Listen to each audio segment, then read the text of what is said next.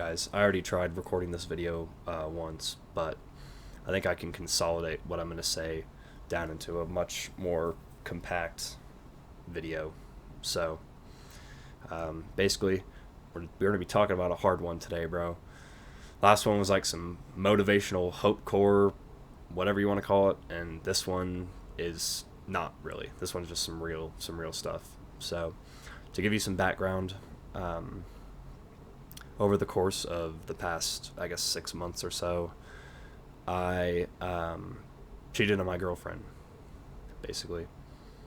I'd been with her for almost 4 years, and I didn't like just get drunk one night and like go home with a different girl. I emotionally cheated on her, and I was pretty set up with this girl. I loved her family. Me and her had done a ton of cool things together. She ignited a number of interests and passions in me. I got to do some crazy things that I would never normally do. I spent like 2 weeks in the Bahamas with her, which, I mean, not going to do that normally. Went to all kinds of cool places, did all kinds of cool things. She was great, basically, is what I'm trying to say. But I cheated on her because I saw the incompatibilities that we had, and I basically coined those as being too much for me to want to move forward with and like really pursue a future with her. So I started looking other places. And it's not like, she was like super like bad or anything. We just didn't agree on certain things, and we handled things differently, and we wanted future different career paths and all that. So instead of doing the thing that a man should do and conveying, hey, I don't really think this is working, I think we should go other ways, I just kept being like, yeah, maybe it'll get better at some point, maybe it'll get better at some point, maybe it'll get better at some point. But I wasn't working to make it get better. I was kind of just waiting for her to do something that I was expecting her to do that she didn't even know she was supposed to be doing, basically. Which is terrible. Not the way to do it at all.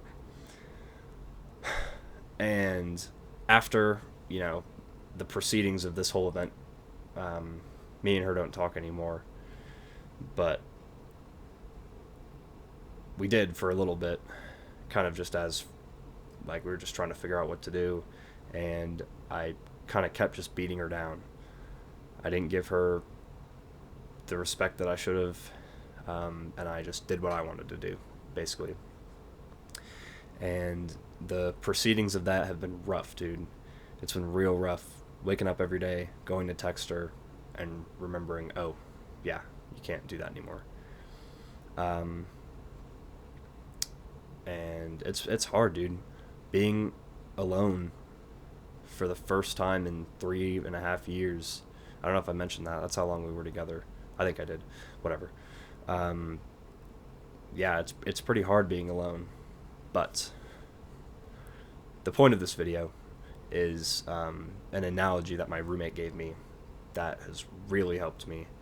And it doesn't have to be about the same topic, but maybe you're out there and you're in a similar boat with something that you feel like you messed up, or something that you're trying to get out of, whatever it may be, job, relationship, I don't know, whatever. You need to think of, well, I'll just use myself as an example. I'm thinking of this relationship as a book, right? And over these 3.5 years, I've filled this book out with memories and experiences, emotions, sights, sounds, smells, everything. Everything from this relationship is in this book. And you don't know how long this book is going to be open. You just keep filling out the pages in it. But then, at some point, this book closes. And, like, I have wanted to pry it open and peek at the words a little bit. You can't do that. You have to take this book, now that it's closed, you have to put it up on the shelf with all of your other books. And maybe a day will come where you have this shelf of books and there's one in there that you take back off the shelf and you're actually able to read it again or continue in it. But until that's like until you're sure that that's going to happen, it has to stay on the shelf and you can't take it off. And yeah, that's something that's been really hard for me to do. I'm really bad about trying to pry the book open or like put something in between the pages so it can't close. But you've got to close it. You got to bite the bullet and close it.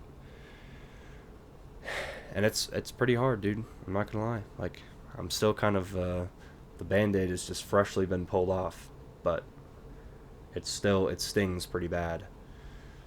But all you can do is close the book and look at it on the shelf, and maybe at some point you'll be able to dive back into it.